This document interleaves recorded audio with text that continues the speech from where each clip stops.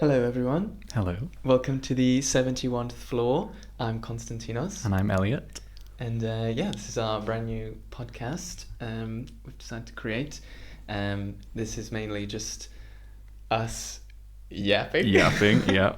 I mean, it was your idea. You wanted a little creative outlet. So I feel like this is a good place to start for both of us, because I think we both talk a lot when we're alone, like just the two of us. I think we're both like introverted extroverts. Yeah, Every time someone asks if I'm an introvert or an extrovert, I never know like what to answer.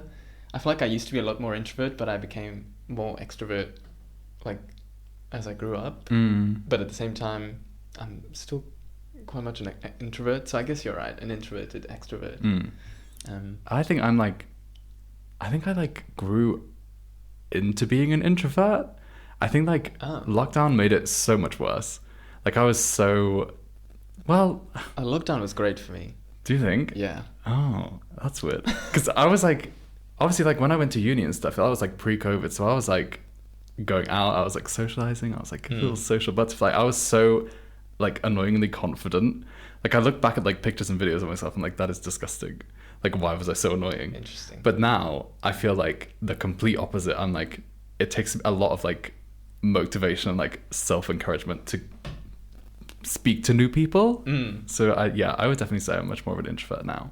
Okay. I mean, we can go more into that, actually. That's an interesting thing to talk about. But yeah, so we created this because I wanted to do something creative, and I feel like this is a sort of easy way to do something. It's much easier than doing a film or a short film or something. It's cheaper. Definitely cheaper, more accessible, less resources, and it's more fun. Well, it's more chill. Yeah, you just get to sit and yap, and we have a lot of opinions, I feel. Yes. So yeah, this is going to be us giving our opinions, unsolicited opinions, on everything. Like, we're big on gaming, films, TV, music, pop culture. Oh my god. Well, let's welcome our first guest. Welcome, Sawyer B. This is Sawyer for anyone listening, not watching, because we also have a video version of this, which will be going up on our YouTube. Yes. But for anyone listening, this is Elliot's cat, Sawyer. She looks so annoyed. I'll put it down. I'm sure we'll see a lot of her. Yes, throughout. She likes to be the center of attention, so she will definitely be making multiple appearances. Oh, Sawyer. But yeah, so I don't know. So like, what's your like big like hobbies or interests, like other than like gaming, like film? I feel like we both like very similar stuff, actually. Yes, which I think I was actually thinking about this the other day, because so me, my partner, and Elliot and his partner are a group of friends, along with like another friend of ours, a friend of mine from Cyprus. And I was thinking that I feel like you connect with everyone like in a different way. Yeah. Like you and Rick connect in the sense that every time he makes a reference or a joke or anything, you always get it. Yeah. And you might be the only one who gets it. Yeah. I think like it's weird because I'm like on the cusp of like Gen Z and millennial. Yeah. So like I get Rick's millennial references because like I also grew up with like an older sister, so my sister would probably be very similar in age to Rick. So like I would just like me and my sister were very call him old. No, I didn't say he was old. Yeah. I said similar age. So yeah, like we had a lot, like we were very close growing up, me and my sister, so like we spent a lot of time together, and like anytime she was having friends over and stuff, I would be with her like the whole time. So I spent a lot of time around like her and her friends, and then like obviously things that she was interested in as I guess she's like a young millennial. Like Rick is a young millennial. Yeah. Right? Like what year? I think 97 is like the cutoff for Gen Z. Well, then I wouldn't call Rick a young millennial. Well, I don't know. When does it start? Does it start? Don't know. But late 80s? Maybe it's like 90s. Rick is 92, so Yeah, my sister's 94. He is not a young millennial. Sorry to this man.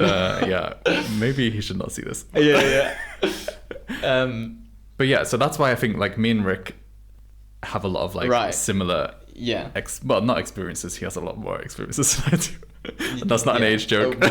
Yeah, I mean, he could have a whole podcast by himself about his life in South Africa. Yeah. But yeah, I think we watched a lot of the same films, like TV shows and stuff like that. So like when he says something, I feel like, I am the only person that understands it. And I'm like, that's such a like random core memory that you've just unlocked with that reference. Like I make references with my sister all the time because like we used to watch, which I know like now is very controversial, but like some stuff like Little Britain and stuff like that. I don't know what that is. You know, like Matt Lucas, David Williams, Come Fly With Me. No? You're just saying words. No? I don't know. Okay. Well, basically, it's like a very controversial TV show now because it's like just very like I don't know what the word is. You know, like the sense of humor where it's like it offends everybody. Oh. Like a little bit like Family Guy, but like worse. Rick would love that. Yeah, well, exactly. I feel like Rick watched Come Fly With Me. I know he did. Oh, okay. So like, Come Fly With Me was a lot better, but it was like the problem with it was that like Matt Lucas and David Williams played every character. So like they played like black people and like Asian people. Oh, you might have showed it to me before, actually. So like obviously it's very like problematic, controversial now, but like back in the day, that was like seen as like funny. It was like, you might be able to hear Sawyer meowing. She wants attention. She's very loud. But yeah, so like I make references, like there's one reference that like literally only my sister would ever get, and I've said this for years and years because I tried to make the same joke, but there's one scene where like I think it's Matt Lucas is like sat in like a retirement home and he gets like a meal on wheels, and he's supposed to have like a sister that he's caring for that's like I don't know, like incapacitated or something. Like she's like on like her deathbed basically, and the joke is that like they're bringing these meals on wheels to the sister, and he is eating them all. Okay. Instead of giving them to her. So like the person comes in, gives him the food, and he's like, oh yeah, thank you, she's gonna love this. And then as the person's walking out, he's already like eating the food, and then he, as the person's leaving, says, oh, a bit dry. And then the person turns around and is like, what? And it's like, Kitty says. And that's like something that I would only say to my sister, and that only my sister would get because nobody else would get it. But I feel like Rick might know it. Yeah, definitely. But yeah, every time I'm eating something, I'm like, oh, it's a bit dry. That's literally like the first thing that comes to mind. Does Andros not get it? No, Andros has never seen it, I don't think. Which is probably not a bad thing because watching it now, you just sit and cringe because it's so like bad. Yeah. Yeah. We do not endorse. No, we do not endorse. even if Elliot might reference it. So you connect with Rick on that, and then with Theo, you work in the same industry. Yeah. So you connect with that. Yes. And with me, I feel like we're both very creative, and we have similar. Why are you laughing? I don't know, because you say this, but I don't find myself creative. What do you mean? You crochet? Yeah, which I do. I'm sure I'm sure we'll talk about today. Yeah. But you crochet. You used to dance. Yeah, I play instrument. Well, you play. There's literally a piano right next to us. And I tried to make music, but that was a long time ago. And you're making our intro tune for this podcast itself. So when you hear it, that's made by Elliot. Yeah. I mean you're not creative. I don't know. I think it's like more of like a, do I see myself as a successful creative person? Well, I guess it depends. Like, you don't have to be famous or like have a career in it to be creative. Like, as long as obviously you're doing creative stuff, then you're creative. Yeah. And trust me, I've been trying to say that to myself for years. You are creative. You are creative every morning. Yeah. Yeah. No, I do get that. But I think it's always just been like, you know, like pressure from like people being like, oh, you have to do like an academic job because there's no money in creative industries. And so I feel like that. The amount of times I've heard that. Yeah. It's just like, I think that's put me off. So when I see like, I know like I don't work in a creative industry. I'm very much an academic industry person. But like yeah, it's just hard to see myself as creative when I don't do it as actively as like a job. I don't know, it's weird. Yeah, I do, I get that. I mean, I think because you also haven't, like, I don't know, have you tried to like find or get a creative job? 'Cause, No. well, yeah, well, there you go. Well, But like, whereas for me, because I studied film, but I have not had any luck getting in the film industry. So if any of you know any connections, hit me up. send a DM. Yeah. But like, obviously, that's what I want to do. That's where I want to work. Yeah. But I'm not in the industry right now. I do a very boring job. But I have to tell myself not to feel any less of a creative person just because I'm not doing it professionally yet. Yeah. Who knows? This might be. And I mean, the yeah, gateway. this podcast is one of my ways of fueling that creativity. But yeah, I also do ballet, which you also used to dance. Yes. I've been doing it since I was a wee little 7-year-old boy. It was, and yeah, I mean, it's great. And I also wanted to do that professionally. Yeah. I've told you that before, haven't I? I think so. And yeah, I wanted to do it professionally, but it was tricky. So I was born and grew up in Cyprus. I'm not from the UK, so that's why a lot of the times if Elliot mentions something that's very much British, I will have no idea what he's talking about. Oh, Sawyer is trying to sabotage us. So yeah, I grew up in Cyprus. I did ballet in Cyprus, and then I wanted to do it professionally. But it was difficult because like there were no other boys doing it in Cyprus. Like I remember when I was a teenager, I literally knew one other boy in the entire country doing ballet, and he was in a different city. Oh. I don't even remember how I met him. We met online and we used to chat a lot. And he actually ended up doing it professionally. Oh, really? Yeah, and I'm jealous. I follow him on Instagram and I see all the cool shit he does with dance, and I'm like, damn it, I'm jealous. But when I kind of accepted that dance wasn't my career path, I decided to follow my other passion, which is filmmaking, which I'm glad I did, actually. Yeah. Because now I still get to do ballet twice a week and do shows and meet other dancers and make friends and all that, which is great. So yeah, I'm actually skipping ballet today to do this podcast, so blasphemy. That says a lot. Yeah. So what did I started dancing because my sister was doing like ballet and whatever when she was like 3. Same. So I was like, oh, like I never really had an interest in it, but then I think because I was like so close to my sister, they were like, oh, like, would you want to go? Because then my sister started doing like musical theatre stuff. Like that was why we started, because it was like a different thing. Like she was doing like classical ballet type modern kind of dance. And then my mum was like, oh, like your sister's going to go do this musical theatre group thing. And we had a couple of friends who's like were family friends, so they were going as well. And they're like, oh, like, do you want to come as well? And I was like, maybe. And just because How old like were you? I was in year 6, I think, at school, so that was probably like 10. Okay. Maybe 9 or 10, I don't know.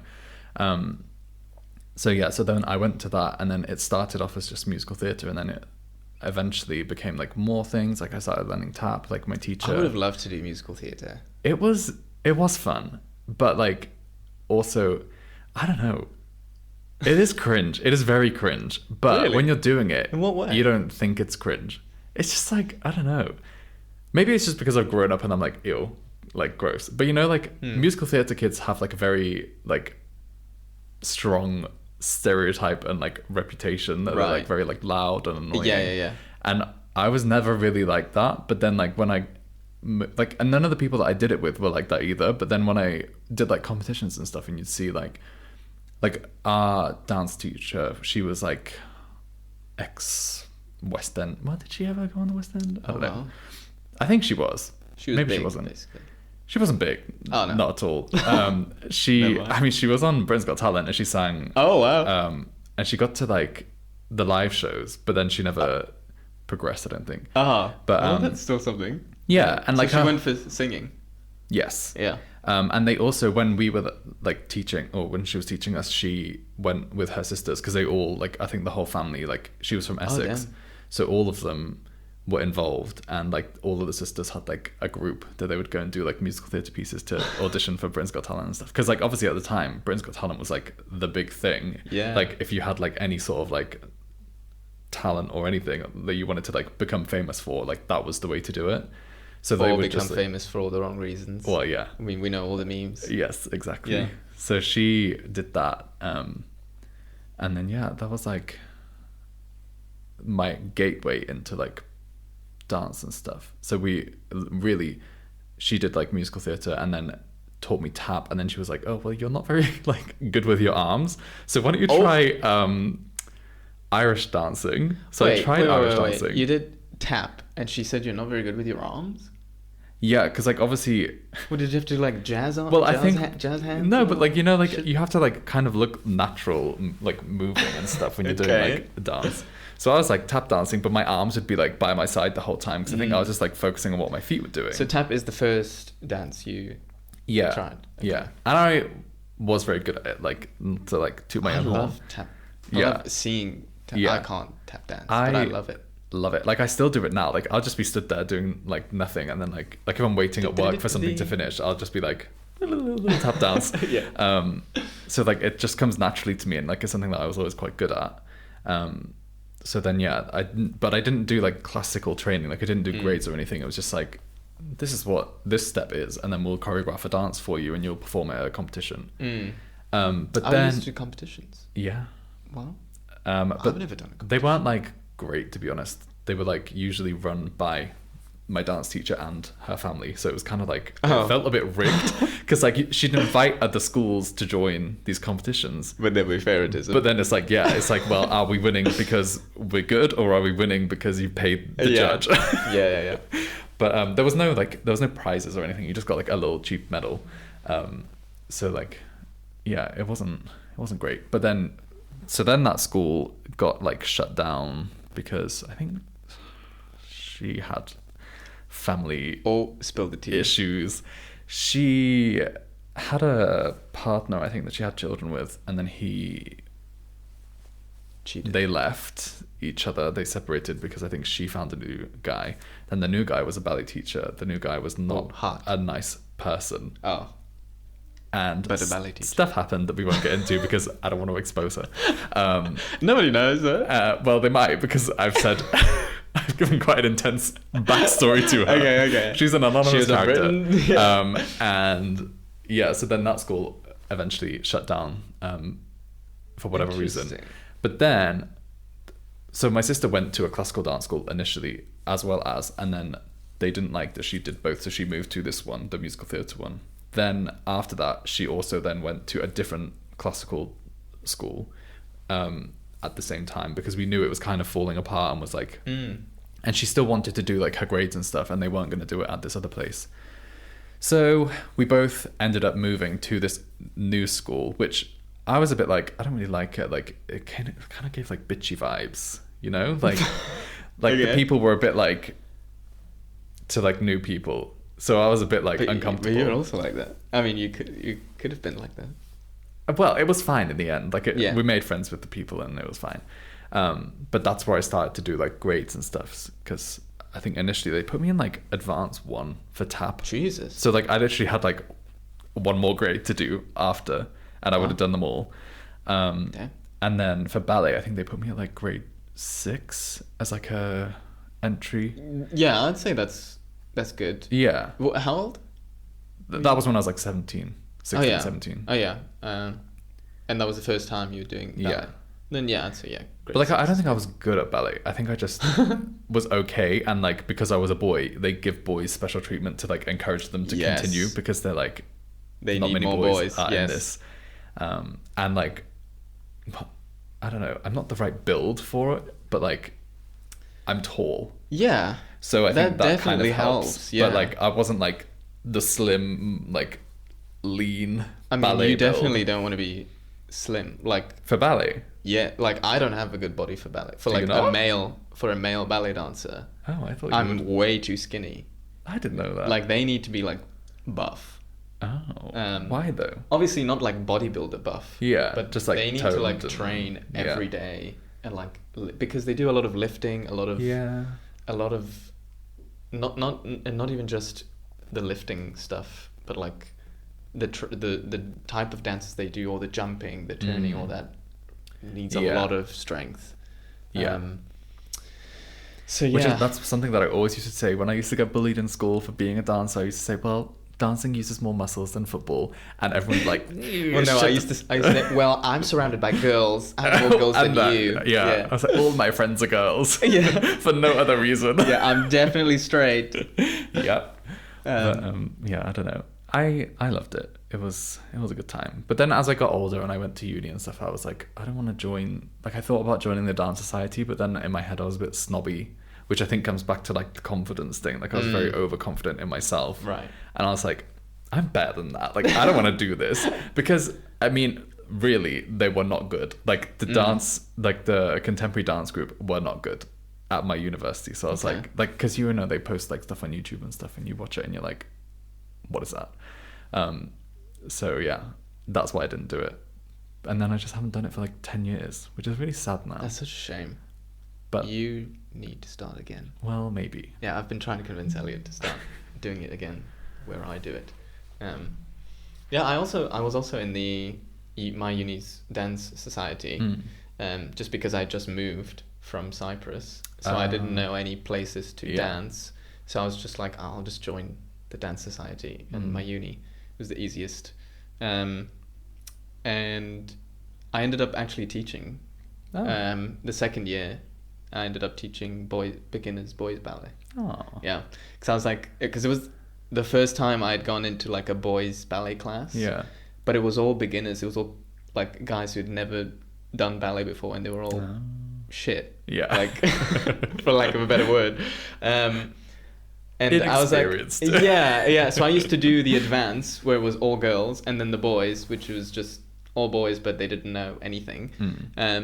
So it wasn't really that satisfying. And then, so this girl was teaching them, and she was lovely, but I was like, I feel like every time I went and she was teaching, I was like, I would have taught this way differently for the boys, because in Cyprus I was also taught by this guy who came from abroad, lived in Cyprus, and he was friends with my ballet teacher, so she would bring him in and teach like just me. Because I was the only guy, and she wanted me to have like a guy teacher. Yeah. And yeah, it was great, and I learned lots of things from him. And then so yeah, I was in these beginner boys ballet classes, and I was like, I could teach them a lot more. So next year I was like, I applied, and they got me, so I taught them. Oh. But then COVID hit, so it was shit, because I had to do all the classes via Zoom. Oh, really? Yes, I didn't think they in would my do living that. room, which meant way less people actually turned up. Yeah. So it was only like 2 or 3 people every time, when the in-person classes used to be like nearly 10 people. Yeah. And it's just not the same. Like I couldn't really see what they were doing. I couldn't Yeah. give them like personalized corrections and all that, which sucked. Yeah. So yeah. Someone at work was actually telling me how she tried to do like, this is not really related, but she tried to do like choir practice over Zoom during COVID. And I was like, how on earth does that work? She was like, it didn't work like at all. Yeah, I was like, why would you even Must have been such a consider it as an mess. option? Yeah, I was like, what? Because like all the sound is not synchronized. Yeah, I'm guessing exactly. Everyone's And, like, singing in their own. Yeah, and people obviously are trying to like all sing at the same time. So Yeah. it's like Zoom doesn't like it when multiple people are speaking. It like cuts Oh yeah. people off. So like if you're singing, it will cut off whoever is singing back at you. And you're all out of time, and you're all, That's I don't crazy. know, I just thought it was funny. But that I she was mean, like, what yeah. else could you have done during those times? Yeah. Well, I feel like we could also do like a whole section about COVID and Yeah. what we did during COVID. Yeah. How did we survive? Not well. But yeah, tell me about the Wool Festival. So Oh, Elliot, yeah. So Elliot went to a wool festival? Yeah, this morning?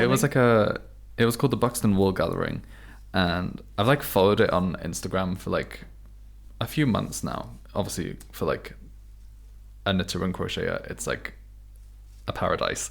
Because I don't think there's very many like festivals that happen specifically for yarn. Like you can go to like makers markets and stuff and buy like hand dyed yarns and stuff, but like it's not the same. Like it's not dedicated for it. So you get like maybe one if you're lucky. Like the makers market tomorrow, like I don't think there's gonna be a wool one there because everyone will be at this one that we went to. It's also tomorrow. Today.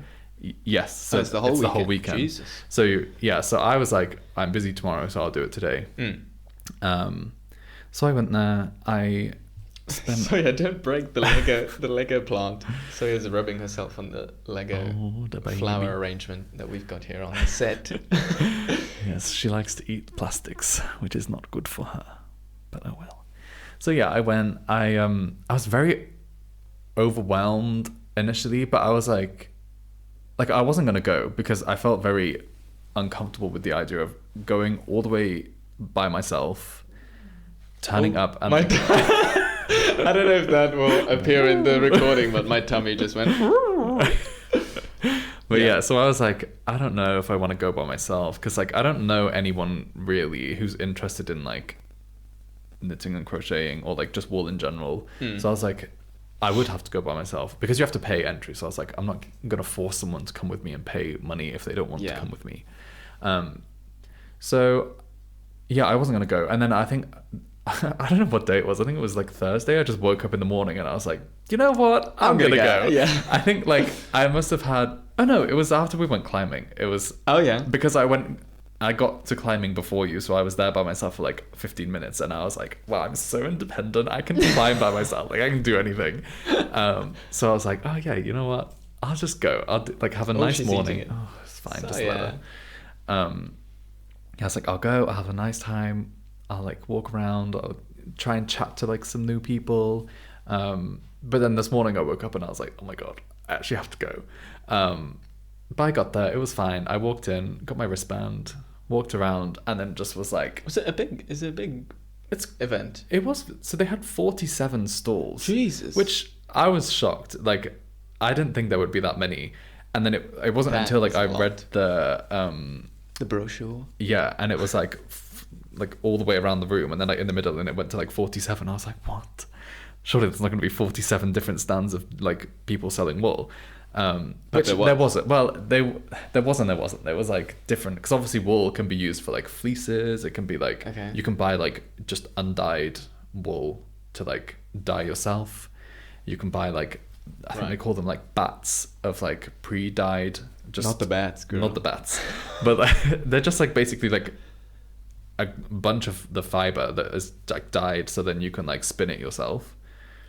God. So you can buy loads of stuff basically, and so I went in there and I saw all this stuff and I was like, I am so out of my depth, and also I don't have enough money for this. So I know there's this one woman that I follow on Instagram, and I met her at one of the makers markets here, and I was like, I love everything that she does. Oh yeah. So I was like, I'm going specifically for you. Did she recognize you? She did recognize me. Oh really? Yeah, she recognized me. She's like, where have I seen you before? And I was like, oh yes. But I left it till last because I was like, I know for a fact I'm going to spend all of my money on you, which I did. But it's fine. Did she ask you what I'd made? Yeah. No, she didn't. Thankfully, because I was stressing. So the whole time I was like, because the stuff that I bought from her, it was like 6 months ago that I bought it, and it's just still sat in a box upstairs. But I know what I want to make, but I just haven't found like a pattern, or I've not tested something, so I don't want to like waste it. And then like, because it's mohair, you can't undo. It's what? Mohair wool. Oh. It's like, I don't know what mohair is, but it's like basically very fluffy. I can show you in a second. It's very fluffy, and it just, because it's so fluffy, when you use it, it gets stuck on itself, so you can't pull it apart. Like you can with like a acrylic wool or whatever. Interesting. So yeah, anyway, so I went there and I was there for about an hour and a bit. I walked around, and like the first like 20 minutes I literally just walked around and was like, I don't know what to do. And like, you know, when you go to like a market and people are like staring at you, like you go to their stalls and they stare at you and they're like, are you going to buy anything, or are you just going to stand there? Oh, right. And I was at this one woman's stand, and she didn't speak to me. She, like, I've seen her online, and I was like, oh, I know who she is. But, like, she didn't speak, and I was stood there for so long deciding what to do. And then it got to a point where I was there for so long that I felt like I had to buy something just to be like, I'm wasting this woman's time. But all of her yarns were so expensive, which is not a bad thing. Like, obviously, like, know your worth. How like, expensive your are we talking about? Well, for me, it's expensive. Okay. It was, the one that I bought was £27. But when I touched it, I was like, it's so soft. I will show you. Yes, we'll do a haul. We'll do a haul. And then, yeah. So I was just there for so long, and she just wasn't really engaging with me. And then I felt really uncomfortable. So I was like, okay, I'm just going to get this one. And then, yeah, then I wandered around, and I was like, right, I've been here for like 45 minutes now. Let me just go to this one woman that I came here for. And then she was always really busy. Like, I didn't see her at first, and I really panicked that she didn't turn up or whatever, even though I saw on her Instagram that she'd set up her booth. I was like, oh my god, she's not here, I can't find her, what am I gonna do? Turns out she was literally by the entrance, and I just walked the other way, so like there was one in front of the entrance, and she was on the right hand side, and I went the left side, so I didn't see her until the very end. So yeah, I went to her, and we chatted, and she was like, oh yeah, I know you, we've met before. And I was like, yeah. And then she was like, just talking about like, I don't know, whatever. And then I saw, because she went to Oslo recently, and I went to Oslo like a couple of years ago, and I saw it on her Instagram, and she makes walls that are dyed based on a location that she's been to. That's cool. So yeah, so she like, so she's made one of like the factory. Like based on the factory. The sweets factory. One. Yeah. Which is like beautiful, and I love it. That's but so it's cool. like not my thing. It's like very bright and colourful, and it's not like something I would want to use necessarily, but it looks lovely. So yeah, we were talking about Oslo, and we were talking about how expensive it was, and we were literally chatting for ages, and like people were trying to buy stuff from her, and luckily her husband was there like helping her, and I was just like, oh, this is so nice. So then I spent like £72 Oh my god, on her, because I was like, I just love her. Like, I just, you're crazy. I don't know, there's something about like when you meet a seller that's like a nice person, you want to give them money. When they actually like engage with you, and she's so helpful, and she was like, oh yeah, like there was these two older ladies that I'd seen at the one that I was there for like ages. They were talking about like, well, the one that I ended up buying, she was like, oh my god, this is so soft. She was like talking to her friend, she was like, oh, this is amazing. And I was like, right, you're really selling it to me. So obviously I ended up buying it, but then I saw them both at this other woman's booth, and they were talking about the factory wool, and they were like, oh, this is lovely, like this is the type of thing that you were wanting. And she was like looking at patterns, and she was reading the patterns. She was like, do you think this works? Like, do you think this will work? And then the woman, like the other friend, was like, oh, show him, what do you think? And I was like, oh yeah, that looks nice. So overall it was a very positive experience. I'm glad I went, but yeah, I think I just needed this weekend to do some uncomfortable things, like push myself out there, and just like, did you end up so because you said you wanted to also like chat to other people, did you chat to anyone apart from the people selling? Not really, because like people, I don't know, when people are in the zone for like buying, they're not like, oh, let me have a chat. They're not looking to make friends. Like I spoke to the two older ladies, but like, I don't know, older women are just easier to talk to, because they're just like, they just talk to anyone, like they're just happy for conversations. Which sounds nasty, but it's not. Like I just mean like they're very like open. Most of the time they just want someone to like have a conversation with.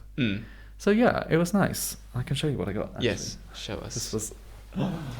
But yeah, I get what you're saying when you were saying the where you were standing around and they're kind of like waiting for you to, or you feel like obligated to buy something. Yeah, that's what happened with me and Rick when we went to that market a while ago with the moisturizer. The climbing moisturizer. Oh yeah. So we were at this stall. So we do indoor climbing, bouldering. Oh yes. And we were at this stall with this woman from America. Like as soon as we stopped for like 2 seconds to look at what she was selling, she just went for it, and she started telling us her whole life story, like literally the whole life story, her husband's life story, her friends, like selling us this moisturizer like it's fucking gold. Yeah. And I walked away because I was like I'm not going to sit here yet. But Rick stayed, and like I remember I turned around, I was like, you've been standing there for like 15 minutes and she's still yapping. I was like, what is she talking about? And then I eventually went back and he ended up buying the moisturizer and it was like £15 for like a very small, but to be fair, it lasted us a long time because you're not meant to use a lot of it. And it smells lovely. It's great stuff. It does. In the end, it is a great product. But yeah, it's just she was doing too much. Yeah, I hate that. Yeah, and Rick said that if she didn't do all that, he wasn't actually going to buy anything. So I guess it worked out for her. Yeah. Yeah, maybe you have to like overshare to make people feel like they have to buy it. But that's a horrible selling tactic. It is. To like make people you're like making guilt trip them into buying stuff. Yeah, making them feel uncomfortable. Yeah. But yeah, I don't know. It was funny though, because like every person, well, most of the people that were selling stuff at this market thing today were like working on something and just being like, at the same time. But I guess if you're selling something that you know for sure is like quality and good, then I would agree with guilt tripping people into buying it, because then they won't regret it. I think you have to like, if it was me, like, I mean, I'm not the type of person to like sell a product. Like, I'm not good at that. But like, if I was in a desperate like situation where I needed to sell my product to make money for a living, I would at least wait until someone shows like a genuine interest in it to then be like, oh, well, let me lock the deal in. Like, oh, you're actually thinking about buying this? Like, let me give you some more information so then you can make a better decision. Not like, oh, well, my husband was in something war and like, blah, blah. Like, you know what I mean? Like, that's what she was doing. And now I need this money to pay for my cat's diabetes medication. Like, yeah, it's not, I don't think it's worth it. Now that you say that, I have actually been in that spot where I had to like be behind the stand selling something. Oh no. In school, in high school, I was part of this what is it, like a project or like a competition in Cyprus. And I think it's actually not just in Cyprus, like a European thing where like a few schools from each country pick a few teams and they're tasked with making a product and selling it. And you all gather. I don't even remember what this competition was called, but it happened every year, and you all like brainstorm, and you all have roles. You have like a financial person, a leader. I've heard of this, you know. It's crazy. It's like proper like business stuff. And you make a product, and you go to like events where all the countries gather, and you make your own stand and you sell it, and at the end there's rounds, so you move on to like the semi-final or the final or whatever, and you get awards, and it's like an award ceremony. It's crazy. And I took part in it, and I was in this team which ended up flopping so hard but because of a lot of reasons I can't even remember, but we were kids.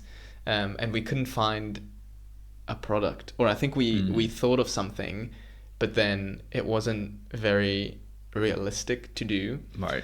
So what we ended up doing was a bracelet that had a little pouch where we put seeds in it. And it was like an environmental thing. Okay. Where you could like plant the seeds from that bracelet. And it was like for a plant that's kind of like not endangered, but like needs to be planted. And we made those bracelets. We found like a place that makes these things, and we like made a contract. We would like pay for people. We had like a budget, because we would like do campaigns throughout the school and collect money from the students to make these things. It's crazy. And so we made these bracelets, and we had a friend of ours who painted. He was great. He used to do like this amazing art, although a bad person. But but you can use him for his talents. And he used to do he would do like unique designs for every single bracelet. Oh my god. Yeah, so that was very good, because like it was some amazing designs. And they were easier to sell because we were like, oh, choose your like unique design. And I think we were giving the bracelet with the seeds and then a pouch of like extra seeds with it or something like that. It was not a good product, but it was cute. It's a cute idea. It was cute. It is a cute idea. And we ended up getting... We didn't end up moving on to, like, the finals or anything. Yeah. But we ended up winning an award for, like, most resilient or something. Because, like, we almost fell apart. Resilient? So, yeah. Oh my god. Because we, like, almost fell apart so many times. I feel like that award was kind of shady. I don't know. It was like, you were the ones we thought were going to fail, but you didn't. So here's an award for it. Yeah. I think I still have the video of us going up to accept the award or something. Anyway. Maybe they just thought, like, this product is not going to sell, but yet here you are. No. And I don't remember which one sold, but it was, like, some crazy good stuff. I like the winning one. Yeah. I was like, how do these people do it? Anyway, back to the wall. Oh yeah, back to the wall. Right. I mean, this is not going to be that interesting for the people that are listening, but for the people that can see, I have this one. This was the first one that I got. This was from a bargain bucket. So this was like, I think she was like just getting rid of her stock that like she just couldn't sell. So it's from the Crafty Bird, I think. It was £15, so quite cheap. Okay. And in the bargain bucket, she also had Wicked, like the musical themed yarns that she dyed based on like the musical. Like pink and green. Well, not really. Like, I don't know what, like, I saw them and I was like if I didn't look at the label that said something like magical musicals or something like that, and then it said like something about Wicked, I was like, huh? I was like, oh my god, I didn't realize these were Wicked themes. She was Did like, you get it? No. Oh. But yeah, I think that was in the bargain bucket. It was £15, and like the other ones that were similar to this were 19. So I was like, if I can save £4, you can spend it on I can spend it on something else. So that was that one. Then I went to the one. Do they all feel the same? Are they all the same feeling? They're not all the same, but they are similar, which is an issue because I told myself I was not going to buy all fluffy balls, but here we are. So this next one is from the Skein Queen, or Skeen Queen, depending on how you say it. She's the one that I was stood there for a very long time. Okay. And this one I was sold on. Well, I love purple. It does look like old lady. It does look like old lady. But it's beautiful purple, and like the little like flecks of like deeper purples and like the white. Nice, it's nice. And it's very soft. Oh, that is so soft. So I was like, I guess I have to get it. Oh wow! But this was like, I think one of her like premium. What does it say? It's called like the on the back. There's like a little thing. Province. Enchant DK. Oh. That's the I guess baby alpaca. Yeah, baby alpaca, and silk. So yeah, it's very. That was the most expensive one that I bought, but it's very nice. It is very soft. Much better feeling than this one. Yeah, and then what happened? Then I was walking around and I was like a bit lost. So I just went over and I saw this one called And Knit, and I saw this color and I was like, I love this color. She had. You? Oh, yes. It's like no, it's not like bright green. It's a nice. It's like a. I don't know how you would describe it. Like a limey green. Oh yeah. I don't know. Maybe. Yeah, kind of. I don't know. But I saw it and she had loads of, or like they had loads of them like piled up like this. But like in loads of different colors. And this one stood out to me the most. So I was like, I'll get that one. And that one was also £20. Okay. And then we went to my favorite one. And these are the good ones. This is where I spent all of my money. So this was the two. Oh my god! So this is the one that she. So this is like a yellowy, like a sunshiny yellowy, like a, I don't know. I love that color. This is beautiful. This is the one that she made based on her trip to Oslo. Oh, okay. So and like I saw this on her Instagram and I was like, I need to buy this. Like this one is the one that I want. Like this is the only reason I went to the market, just for this one. Really? But then I was like, oh, I'm gonna make a jumper out of this. But I already have a yellow jumper, like a very similar color to this. So I was like, well, I can't make a yellow jumper. So I bought these two because I thought I could do like a stripy, because this is like a sky blue and like a yellow. I think it's like, that looks nice together. So if I do like a stripy. Summery one. Yeah. And it'll be like a looser knit. So yeah, this was £72. Jesus Christ. But feel it. Oh. very soft. Yeah, I would say this is the softest. Yeah, that is the That is the softest, best but that feeling was like sold one. as the softest one. Yeah. But So those are also that's soft, why. yeah. But yeah, so Okay. that's my little haul. Successful. So I mean, in total, Yes. it was 135. Well, But it happens once a year, so I was Yeah. like, it's never gonna happen again a nice for little me splurge. in the next year. So Okay, yeah, interesting. and it's something I'm passionate about, and like supporting local business. Well, they're not local to me necessarily, but she is local to me. But none of the other ones are, I think. But it doesn't matter. Supporting independent businesses, I should say. Oh yeah. Which This shirt actually. Have I ever told you about this shirt? I think so. The little I have red panda. another one with a turtle. Same color. I don't know, maybe. So, in Sheffield, there was this woman Woman. who, it was a very small business that she did by herself, and then it kind of grew a lot, and now it's closing down, unfortunately. So I got to see like the full circle. But she made like t-shirts, hoodies, tote bags, caps, fanny packs, and she would have these little animals. I don't know, what do you call this? Like stitched or Like embroidered. I think. embroidered? Yeah, on the products for anyone who's just listening. For anyone who's watching the video, this is it. It's a little red panda on a log thingy. And she would make all animals that were endangered. Oh. And then if you bought something, 10% from the proceeds of that would go to the specific animal's charity. So like if you bought a turtle shirt, Yeah. it would go to like a turtle charity. Save the turtles. Yeah. So I bought a turtle one first, and then That's just my ankle. yeah, so they were a bit pricey. So like for a t-shirt, I think it was like £30. That's not too bad.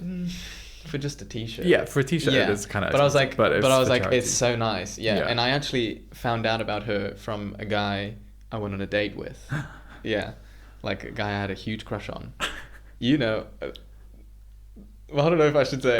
don't Anyway, no disclose. details. But the girl who did these used to be his friend, and like he would wear these t-shirts every day. Oh. And so one day I was like, oh, I love these t-shirts. Like, where do you get these from? And he was Yeah. like, well, and he used to promote her on his Instagram all the time. So I reached out to her and I was like, I want one. And then this one Penny got for me for my birthday because she's unfortunately closing the shop down now. Yeah. And she's just selling all her stock. Oh. I don't know why though, because like it seemed like she was very successful. It Yeah. seemed like it was a very successful shop, but I don't know. I guess I don't know. Like the I guess not. inflation and stuff now is not helping, is it? So Yeah, maybe it's costing her too suppose. much to make them. I suppose. Well, that's a But shame. yeah, though. she had loads of good things. So yeah. We actually, I know, like on the topic of embroidered stuff, when we went to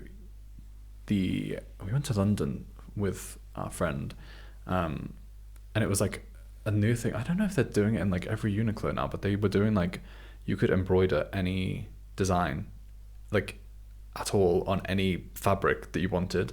Oh, So like, a big stretch from Soya. Oh. But yeah, we went to London to see the 1975 at, I think it was Finsbury Park, is that what it's called? It was like a day festival thing that they were doing, where they had like a few artists that were like similar vibes, and like the headliner was like the 1975. So we went to London, and yeah, they just opened in there. I don't know what store it was, but there was like a big Uniqlo, and on the top floor they had like this embroidery thing, like machine. Oh. And The plant is falling apart by Soya. stop. But yeah, so that's where, I don't know if you ever saw, Andres he got like those like crossbody bags. Yeah. He got one of them with like a cat. Oh, okay. I think I've seen And that like, so basically I think like they had like preset designs that you could pick from, or you could like draw your own, and they would do the design based on your drawing. So like where you put the line and where you started it and where you finished it was what the stitch, I don't know what it's called, the sewing machine. It wasn't doing it like in real time. Yes, it was. Was it? Yeah, so you would like you would stand there, you would pay your money, and they would like embroider it in front of you. How have I never seen this before? Yeah, I don't know if they're doing it anymore, but when they first opened, I think Now Was it you just can in do London it. or anywhere? No, you can do it in Manchester now as well. Oh wow.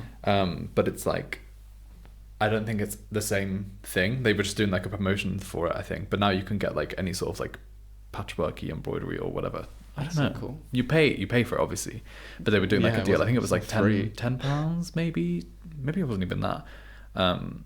So yeah, like Andres made a design for this cat, and yeah, the way that the Like machine where do worked, you draw? Like is there like they had like an iPad or something. Yeah, So you okay. would like just draw it on the iPad and then they'd like upload it and then the machine would do it. But like, yeah, this preset designs, I think they were like 100, 200 stitches. Andres drew his cat. And yeah, so the way it worked was like it would go from like where you first drew the line, it would follow your drawing all the way around.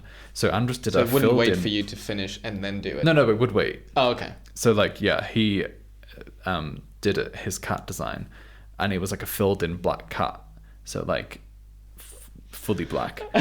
The machine said it was like 1,200 or Oh my something God. stitches. So like, I don't know, maybe like 5-10 times more than like what the preset ones Well, were. yeah. So we would just sit there waiting for it, and we were watching the machine, and the whole table was shaking because the machine was going like backwards and forwards, because like Jesus. obviously the way that he'd drawn it, he didn't know that was what was going to happen.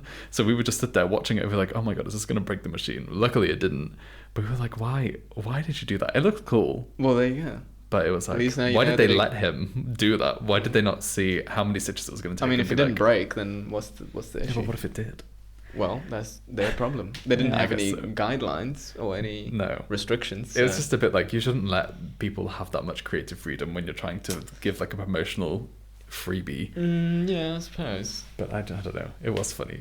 Hmm. But I was like, I'm not sitting here waiting for this. I got myself a little like matcha latte or whatever it was, and I sat outside because I had like a little terrace on Yeah. the roof, and I was like, I'll just go sit Yeah, in you London do by your myself thing. and just chill in the sunshine. Mm. But yeah, that was a fun day actually, but very tiring, because it was like, I think we were staying at my parents because my parents live like an hour away from London. So we went from like my parents' house. Got My there for, parents live in address. Blah, blah, blah, blah. yeah, doxed my parents on Yeah, the first yeah. episode.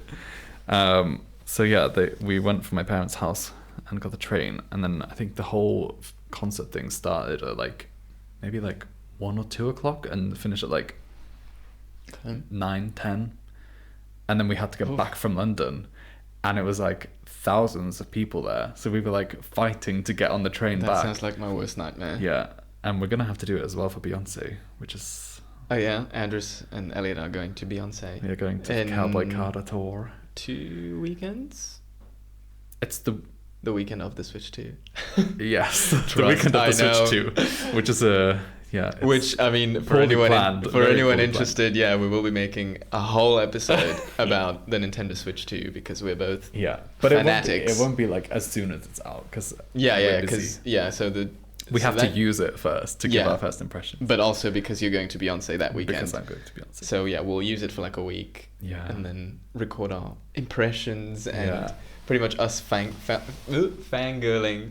Yeah, I over don't know what to do, Nintendo. to be honest, because I'm like, I don't want to get the train to my parents, but then if I drive, then I can't play on the Switch. And the Yeah, whole get point the of- train. Yeah, but the train is like gonna cost both Andres and I £100, like Well, in total. Okay, so you're going to your parents. Are you spending any time there before you go? Yeah, so I So- could just drive. So, It's yeah. like 2 hours, I guess. Yeah, whatever. Maybe I'll drive. But also, it's on the Saturday, so you'll still have like 2 days before that to play it. yeah, So it's not like it's and the I first booked day. the days off as well. Oh, I haven't, unfortunately. Yeah, but you work from home. But I'm working it's from fine. home, yeah, the day that it comes. But then Friday I'm in. So Oh. yeah, it sucks. Maybe. Maybe I can change it actually, because I can swap my. I mean, no. I mean, I can swap my days around, so I can swap my. Because I have 2 work from home days a week, so I can swap my other one for the Oh Friday. yeah, I'll just do that. Yeah, I think I will. And then upload this after, so then no one will know. Yeah. I mean, I'm saying that as if Definitely not I'm playing s- the Switch all day. Yeah, I mean, I'm saying that as if I would be playing the Switch all day instead of working, which is not true. I For promise. legal reasons. But yeah, I mean, I just wanted that, like, I could play during Yeah. like lunchtime or as soon as I finish work. Yeah, exactly. Like, yeah. do you work like set hours? Like you don't Yeah. have flexi time or anything? No, it's Oh. set 8:45 to 5:15. See, that's good. I wish so. I don't work from home, but I do have flexi time, so I kind of get like. Yeah. But then there are people at my work who work from home and have flexi time, so they could start at 8 o'clock and finish at 4 every day and be like done. That's very nice. I wake up at 6:30. If I could wake up at 7:30, start work at 8, and then leave finish at at 4. 4, like, That's and be great. sat at home already, like, that's so much time. Yeah. I have an hour early finish to use this month because I won team player of the month. Oh wow. Yeah, which I keep winning every other month, by the way. And I was like, damn it, I wish it was in June so I can use it on the day. Well, you'll have to win it this month, or do you not get it at the start of when would you get it? So I won it for April, so I get to use it in May. Right. So if I win the May one, I get to use it in June. But I don't think I'm going to win it twice in a row. I mean, I have won it before twice in a row. Well, Just saying. you should have planned I'm such a good worker. Well, now there's one less person to compete with. Two. Thank you very much. Well, yeah, because my senior left and the new senior hasn't started yet. I think he starts this week, but I'm not sure. And then just a normal team member left. So we're technically 2 people down. Oh God. Which is very stressful. I hate If that. anyone from work is hearing this, send help. Send help immediately. Yeah. I don't know. I feel like every place seems to be understaffed. Like, I don't think there's ever a point in time where like people don't seem to be understaffed. Like, I thought it was just an NHS thing, but I think it's like every company everywhere in the world thing. See, it's crazy because like my team has always been understaffed compared to, so our department has like 3 or 4 teams, and they're always like have the right amount of staff, or sometimes even more than they even need. Yeah. Whereas my team has always had way less staff, and only just recently we were at a place where we had a good amount of people, and even if 1 or 2 of us were off, we could still manage. Yeah. But now, so obviously our senior is transitioning, so that's going to be fine. But even just one person leaving, you feel it so much. Like suddenly, we used to be so on top of everything. Yeah. But now, we've got like so much work piled up from like day 2 or day 3, and we have like 3 days to do our work, 3-day SLA. And we used to be on day 1 or day 0, and now like as soon as that one person left, we're on day 3, and it's crazy. And I'm gonna talk about my manager, but my manager refuses to understand the fact that we need more people. And they always say that, oh, our team is fine, you don't need more people. Yeah. Which is insane to me.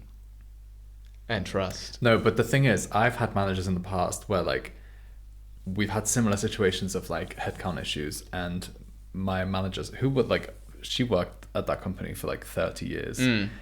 So she was like very well established in the company. But she was not like the top manager. She was like second. So I think there was like one manager above her, and then like the directors of the company. Okay. But she was like, I don't know how to describe it. There was like 2 sections of our team. So they had assistant managers. Then she was the manager. Then they had department manager and then director. Yeah. So she was like department manager, I guess. No, what? I don't know. Anyway, she was a manager. And yeah, like on days where like, because I think at one point it was just like me, my friend who was also a team leader at the time, and then one woman who was a senior, but she worked part-time. So she worked like, I think she didn't work like Mondays or something, but then she would work like I wish I wouldn't work on Mondays. She worked like less hours in the day as well. So Yeah. when she wasn't, she would leave at like 4 or whatever because she had to pick up a child. So like our team was very small.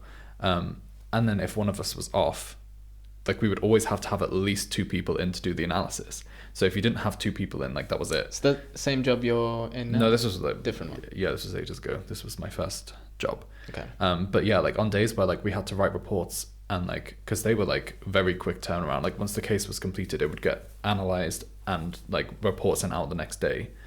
And if it didn't, like that was very bad. Like but yeah, on days where like we were literally like really understaffed, like I'd be working really hard like trying to get everything done, and I could have probably got stuff done, but she was like, no, just like leave them for tomorrow. And I was like, are you sure? Like I can do them now. She's like, yeah, we need to leave them now.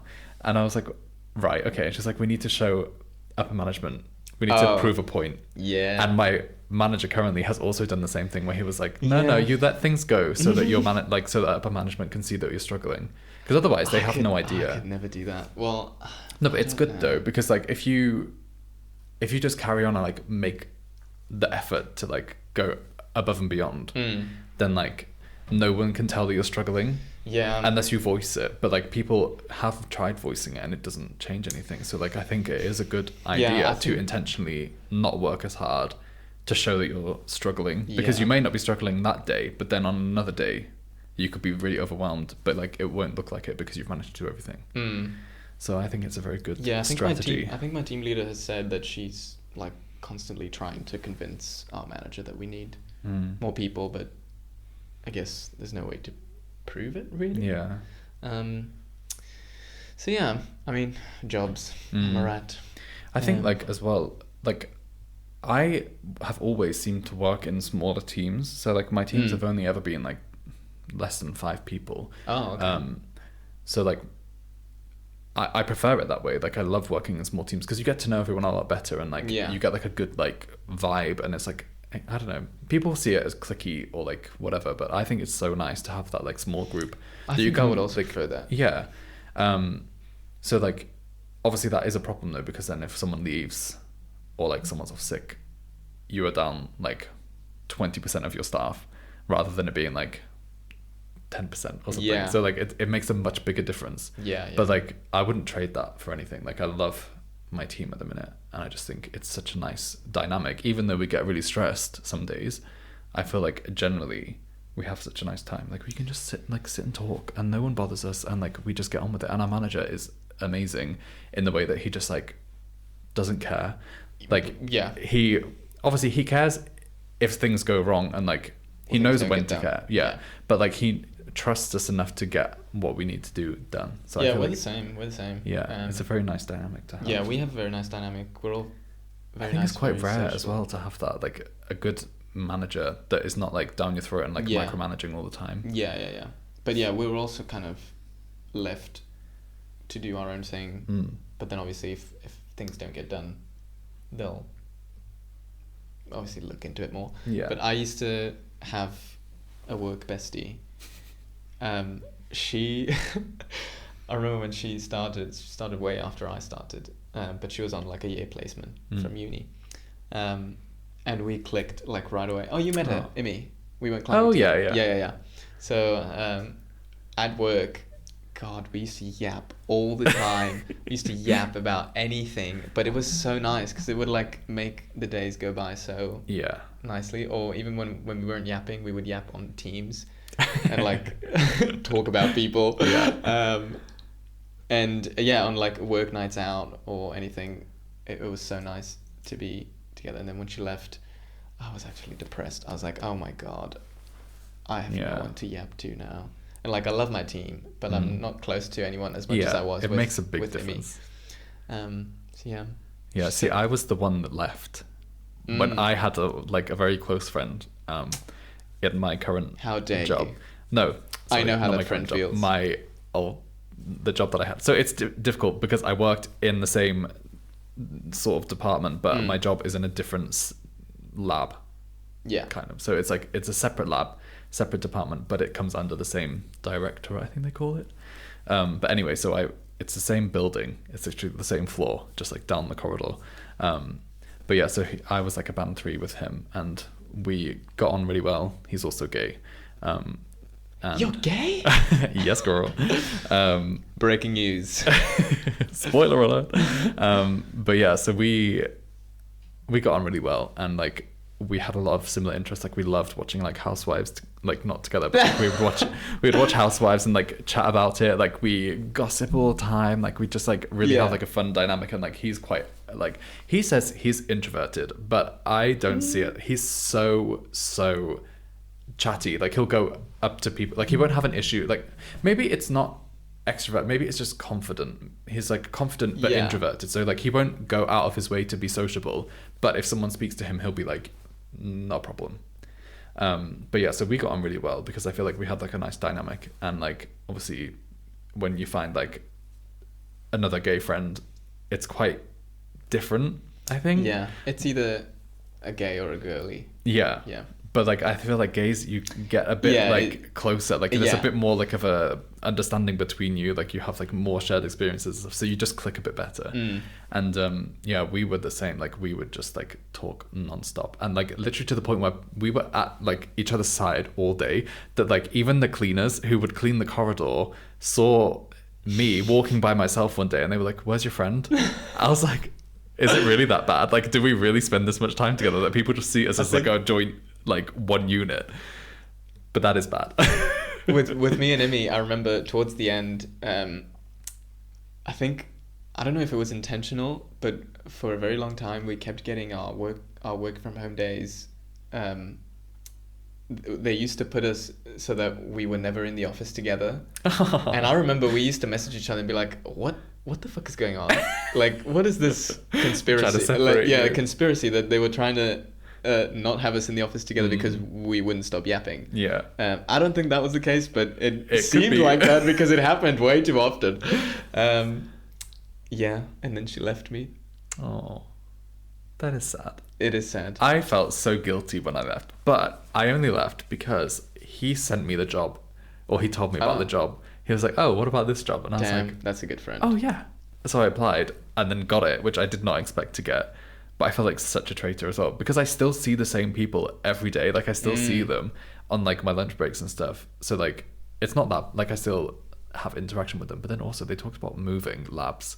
They sent out an email to like the whole department and were like, "Oh, to clear up the rumors, this is what's happening." And I was like, clear up the rumors. I was like, "What? I've not heard this rumor. Why am I the last person to hear the rumor?" And I'm hearing it like officially from like the head of the department.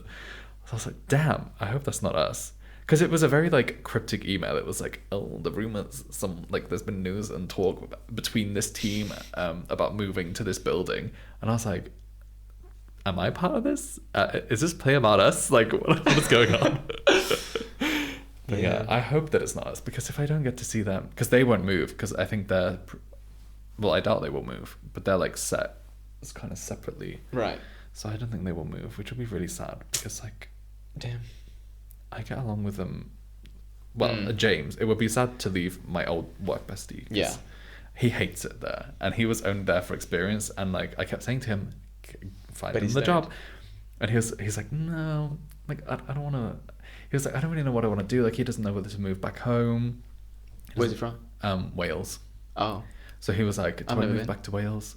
He's from like really far down south in Wales. What does that matter? Like, is that because it's like 6 hours away. Oh, as opposed to like. I thought you were gonna say it's like really like bad there. Or something. No. North Wales is like an hour away. Oh, okay. But like South Wales. Oh yeah. It's a long way. So he, was like, I don't know whether to go there or not. And then like he has a partner that lives like I think it's Chester or somewhere like that. That's close. Not from south of Wales, but yeah, it is close. Yeah. But like then if he moved back home, it would be a long distance again. So I don't know. Yeah, I tried to convince him to, because he's now decided that he wants to stay in Manchester. But I'm like, you should just find a job. Like, just move to my department. Like, even if you hate it, you'll be earning more money. Like, he's more than capable of doing the job. But he complains that he hates the job. But then it's like, you could do a job that you hate equally as much. Sorry, I need to adjust my mic. Less stress. Okay. Yeah. Yeah, it's like less stress on him to do this job that I'm doing, and you get paid more. I'm like, surely the better pay and is less stress. Worth it than I don't know. It's weird. I've tried. I've been trying to convince Emmy to come back because she finished uni now. So she told us she loved working there.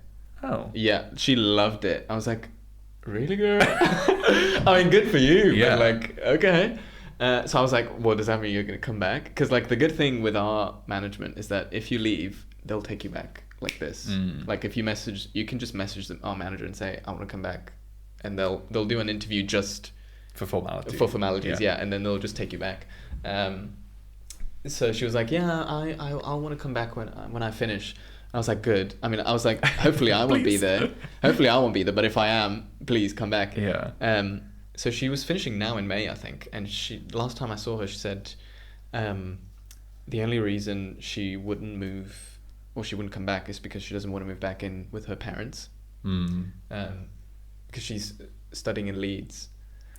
So she lives in like a student house or like a house with her friends. Yeah. So if she were to come back to this job, she would have to move in back with her parents in Manchester. So I was like, I get that, I guess. Come on, do it for me. Yeah. But yeah, we'll see.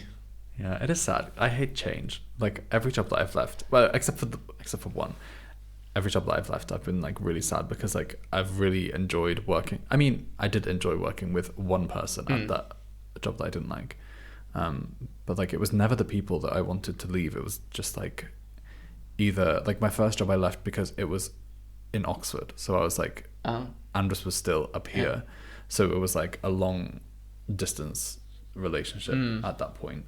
And I was like splitting myself between like family and... I don't think I could do long distance. Yeah, it was... Or I don't think I could do long distance at first. Like I feel like you have to meet. But and, it like, wasn't at have first some foundations for us. in person, and then if you need to do some long distance, then maybe I would be able to. So I think it was like 3 years into our relationship because it was when I finished uni, so it was my first job. Oh, that's fine then. Yeah, I guess. But it was for like 2 years that I lived. I lived with my parents for like 6 months, and I moved down to where the job was because it was taking me like an hour and a half every day to get there. Then, she's putting her head on the wall. So yeah, she loves just like anything new. She is like, I need to put my scent on this. Or like any of my clothes, like she'll just sit on top of it. And like, so cute. Like my shorts were covered. I came home yesterday. My shorts were absolutely covered in cat hair, and I was like, "What has happened?" And then I realized they were on the bed that she likes to sleep on. Yeah. So I was like, "Oh, she's been laying on my shorts all day." Anyway, you were saying. So you moved to Oxford. Yeah. So I moved to Oxford for the job for like a year, I want to say, and then moved back after I knew I was going to leave to my parents, and then commuted. But I didn't tell work that I was leaving, and that was the reason I was moving back. I just told them I was moving back. But yeah, actually, do you know what? My first job, me and my old flatmate left at the same time. Then my first job in Manchester, me and my work best friend left on the same day. Okay. So like, I don't know. I feel like I needed like the solidarity to be like, okay, yes, I am going to leave this job. Oh God. The first time I handed in my notice though was so embarrassing, like at the first job, because I'd been, because it was during lockdown that it happened, so I still had to work. So I was like keen worker. So they were like keeping us in, but they didn't need me on my team at that point, so they moved me into the lab to do like just like admin stuff, because I was like competent in it, whatever. So they were like, oh, you can just go there for the day whenever you don't have anything else to do. And I liked it because it was like more sociable in the lab, like you could chat all you wanted. But then at the end of the day, I was like, right, I need to do it now. So I printed off my resignation letter, like in work. Oh, that's very formal. Well, yeah, it's like you have to do that. Can you just send an email? I did for the job I hated. Okay. I was like, I'm not being formal. Print out a letter? Yeah, you have to print out a resignation letter. Do you? I always have. And do you like what? Go and put it on then your manager's desk? Well, I was like, for you. Well, yeah, this is the awkward thing. So she saw me because obviously she hadn't seen me in a long time because I've been in the lab.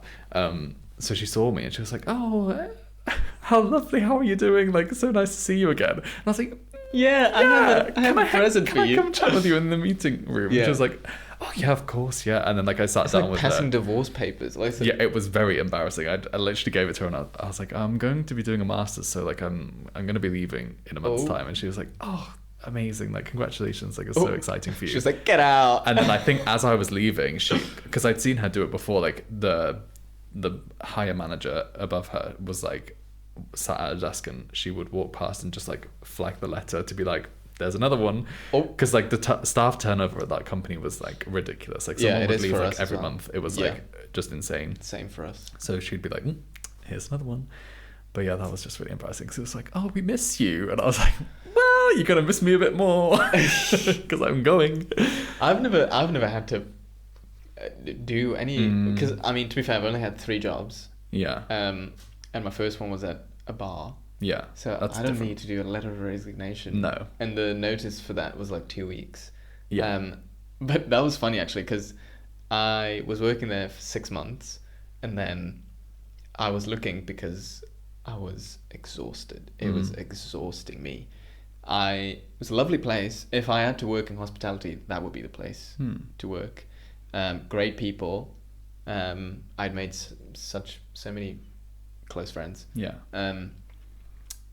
But yeah, so I found that researcher job that I did for Place in the Sun. Oh yeah. Yeah. I forgot about that. That's yeah. crazy. And it was so quick. Everything happened so quick. I remember I applied for it on a Thursday. I went to work and they sent me an email like the same afternoon. Oh no. I applied for it and then I did an interview the next day. And I remember in the interview, they were like, at the end of the interview, I was like, oh, so when am I going to find out? Whatever. Yeah. And they were like, oh, we have a few more applicants to interview and then we'll let you know. And I was like, oh, okay, so they'll probably let me know like next week. The same afternoon, they email me and they're like, we want you. Yeah. And they were like, we want you to start this Monday. And I was like, what? And I kind of knew they were desperate because in the interview, they even told me that the reason they wanted someone so urgently was because they already had someone, but they dropped out. Right. And so they needed someone ASAP, and they needed someone who spoke Greek, which is why they didn't have a lot of people. Yeah. So I was like, y'all are desperate. You don't have other people to interview. She was like, yeah, we have other people to interview. Bullshit. Yeah. So she was like, we want you. And so I was like, fuck, I can't start this Monday because I need to give 2 weeks notice to my job. And so I went to my manager and I was like, I got this job like literally right now and they want me to start on Monday. Well, before I told her they wanted me to start on Monday, she was so happy. She was like, oh my God, yes, I'm so happy. And she was like, she wanted to give them a reference as well. So she was like, give them my phone number. I'll give you a great reference, all that. Yeah. And then she called them, she gave them a great reference, and then she came to me and she was like, well, they want you to start on Monday. And I was like, yeah. And she was like, well, you can't, because you need to give us 2 weeks. And I was like, okay, how can we work around it? And so I started the job on Monday and I changed all my shifts to be late shifts. Right. So for the second week I put all my leftover holidays. So I went in for like 1 day. But the first week I would do the new job during the day, and then as soon as I finished I would get ready and go to the bar and finish late at night. And I did that for like 5 days or like whatever.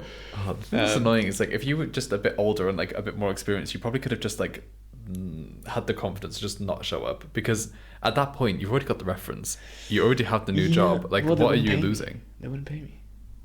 Well, you just call in sick. Well, I don't know. On my last week, I genuinely was ill on my last week at the job that I hated, but I called in sick for the entire week except for the last day. I turned up on the last day because I was like, I have to do it out of principle, like have my last day be my last day. But other than that, like, I had like back, I don't know what happened. I like pulled my back so I couldn't like stand. And then I called in sick for that week. And then, like the last day I was like, I can barely move, but I'm going into work. And I was so uncomfortable the entire time. But I was like, it's my last day. I have to be here. Like, I have to just end it. I feel so bad calling in sick.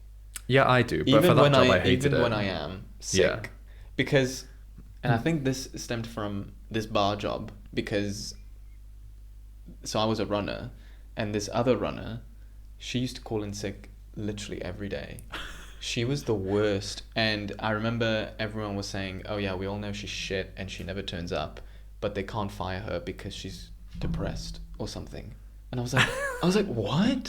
How does that make sense? She's shit. She's not doing anything. She's not turning up. She's constantly like canceling last minute, and other people need to fill it. I filled in and like did more hours for her like so many times. Yeah. And so now I'm like, I never want to call in sick. Yeah. So yeah, I think 3 years I've been at this job now, and I've called in sick like 2 or 3 times. And that was when I had food poisoning. Yeah. Or like a really, really bad flu. Yeah.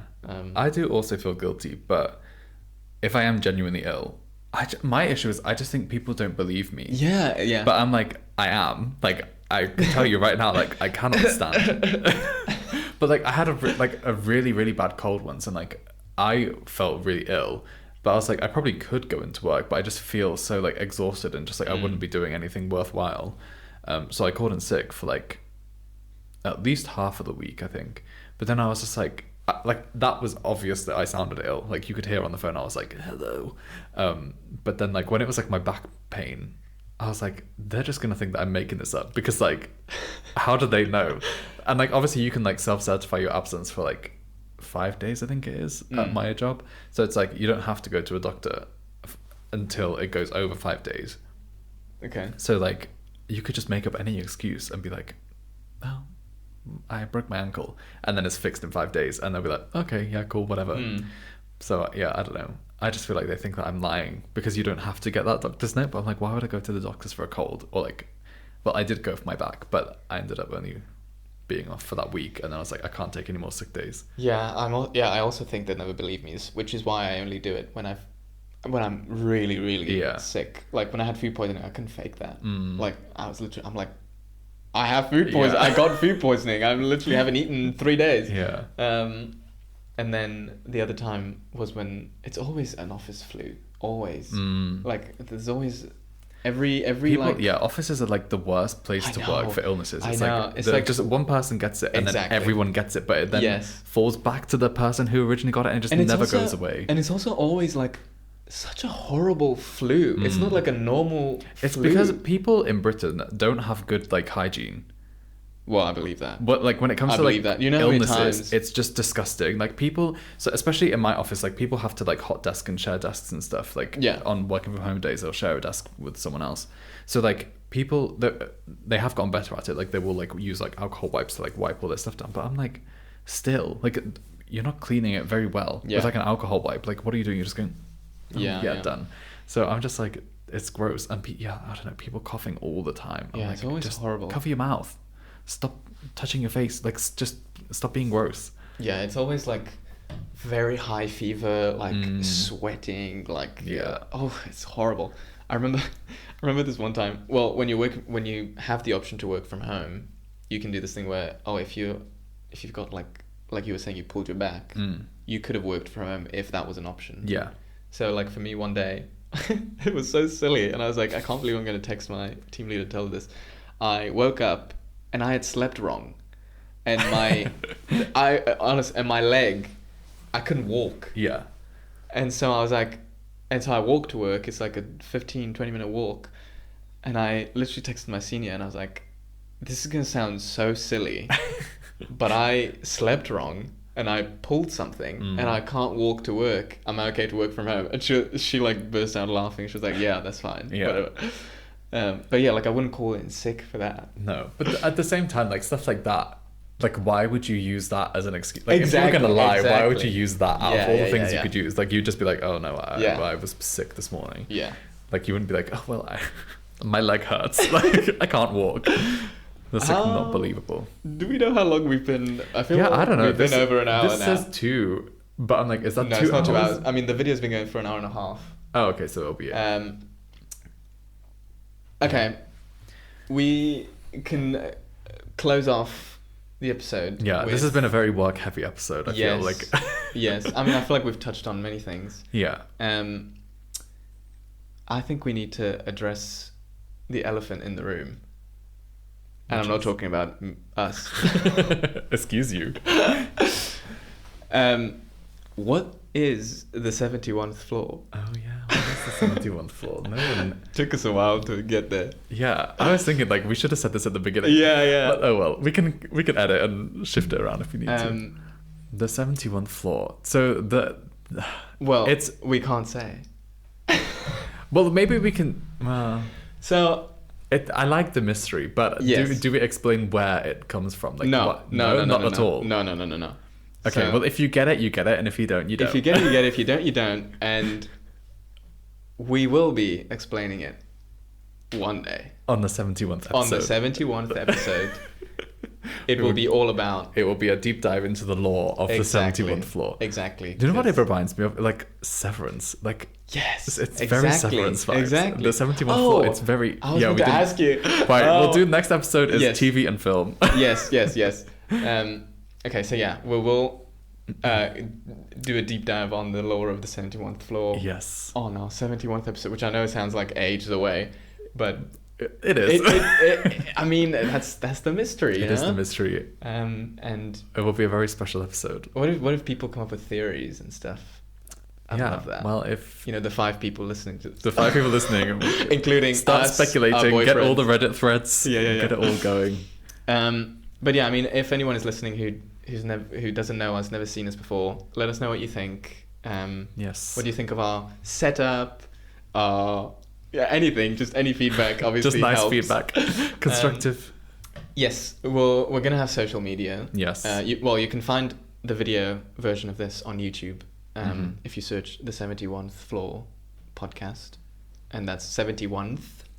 71th. Yes, and you can email us. Actually, we also have an email. You can Mhm. email us at the 71th Floor pod at gmail.com. Yes. We'll put it in our details in our Mm-hmm. description, whatever.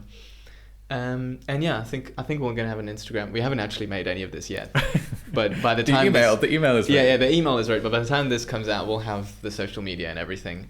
And we're banking on a Squarespace sponsor, so we can have a Oh. website. Oh. So Squarespace, Hit us up. Hit us up. We love you. we love you, Squarespace. All right, shall we Yeah. close it off? Yes, let's All right. end. Thank you so much for listening Yes, to our thank first you. episode. Yes, very exciting. Yeah, we'll see you next time. Yes. Bye-bye. Bye.